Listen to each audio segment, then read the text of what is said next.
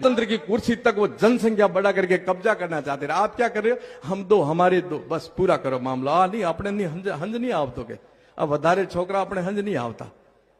वो कहते हैं खुदा पालेगा और तुम तो अपने ऊपर ले। वो कहते हैं खुदा पालेगा तो हम भी कहेंगे ईश्वर पालेगा, हमारी चिंता नहीं। पैदा भी वो करने वाला, पालने वाला भी वही है।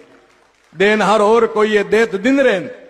लोग भरम मुझ पर करे ताको नीचो नैन। आई की चिंता करते हो तुम लोग।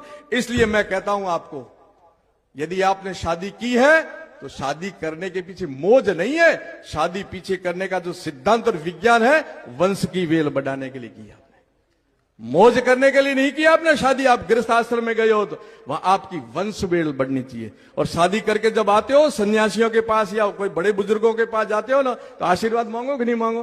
क्या बापू आशीर्वाद आपो? तो बापू शू कहे कि दूधो ना उन पूतो फड़ो। आज भी मैं कहूंगा आपसे कि आप शादी करिए, शादी करवाइए, परंतु संकल्प लीजिए कि दूधों नाउर पूतों फलो आपकी वंशवेल बड़े छोटी नहीं बने।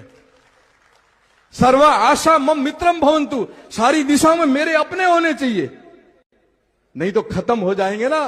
तब ये आता जिनके दुस्वप्न है वो ये प्रजातंत्र की कुर्सी तक भी पहुंच जाएंगे। वो हम दो हमारे 100 कर रहे हैं, तुम हम दो हमारे 2 कर रहे हो, कहां तुलना करेंगे? कहते हैं भूख मर जाएंगे, पालेगा कौन? देश पर भार आ जाएगा। अरे देश पर भार आएगा क्या? मैं कहता हूं कीर्ति भाई, सबसे दुनिया में ज्यादा जनसंख्या चीन की मानी जाती है कि नहीं है? चीन की जनसंख्या चीन के लिए समस्या नहीं है, दुनिया के लिए समस्या खड़ी कर रखी है। क्योंकि इतना व्यापार खड़ा किया है कि चीन की चीज के बगैर किसी की दुकान चलती ही नहीं है।